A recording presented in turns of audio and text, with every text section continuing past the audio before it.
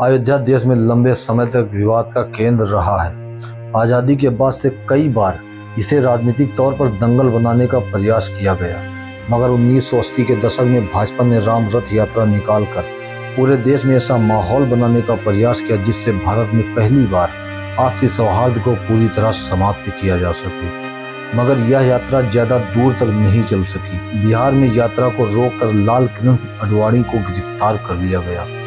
इस यात्रा का समाज पर बहुत ज़्यादा असर भले न पड़ा हो, लेकिन भाजपा को इस यात्रा से जैसे संजीवनी मिल गई हो। धीरे धीरे भाजपा अस्तित्व में आई और 90 के दशक में उत्तर प्रदेश में भाजपा सरकार बनते ही 1992 में कल्याण सिंह की सरकार में हजारों की संख्या में उपद्रवियों ने अयोध्या में स्थित बाबरी मस्जिद की इमारत को शासन प्रशासन के सामने गिरा दिया।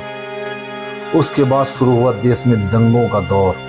पूरे देश में तनाव के साथ दंगे फैल गए।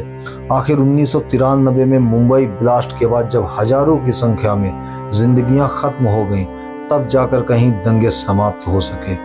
बाबरी विध्वंस के बाद उत्तर प्रदेश की भाजपा सरकार के मुख्यमंत्री कल्याण सिंह ने इस्तीफा दे दिया। दिल्ली की केंद्र सरकार कांग्रेस के प्रधानमंत्री पीवी नरसिम्हा राव ने पुनः मस्जिद निर्माण कराने की बात की। साथ ही देश के कई बड़े नेताओं ने मुसलमानों की सहानुभूति हासिल करने के लिए मस्जिद निर्माण की बात की, मगर यह मामला कोर्ट के माध्यम से होता हुआ देश की सर्वोच्च अदालत पहुंचा।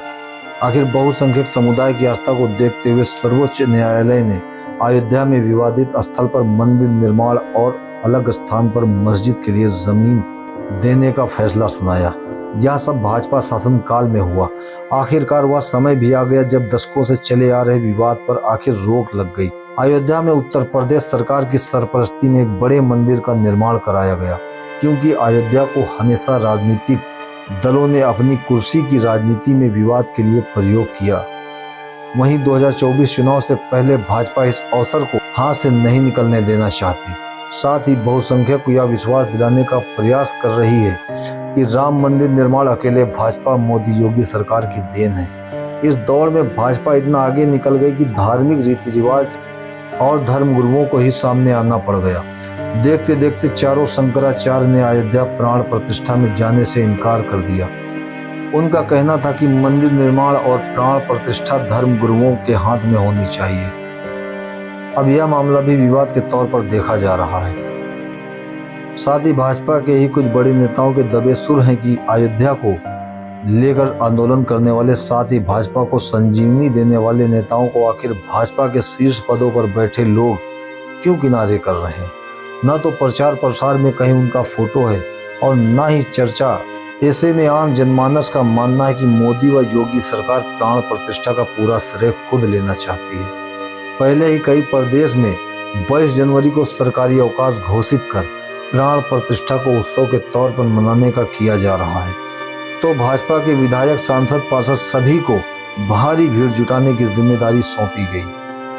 तो दूसरी ओर देश के कई राजनीतिक दलों के नेताओं ने यह कहकर प्राण प्रतिष्ठा में जाने से इनकार कर दिया कि भाजपा मंदिर का राजनीतिकरण करके स्वयं हीरो बनना चाहती है। ऐसे में देखना यह होगा कि भाजपा जो पहले ही मंदिर निर्माण के मुद्दे पर सत्ता में आई थी, 2024 चुनाव में किस हद तक बनाने में कामयाब हो सकेगी। विपक्षी दल भाजपा को राम मंदिर प्राण प्रतिष्ठा के मुद्दे को बनाने में रोकने में कितना कामयाब होंगे। ऐसी ही बेबाक राजनीतिक खबरों के लिए हमारे साथ जुड़े रहें।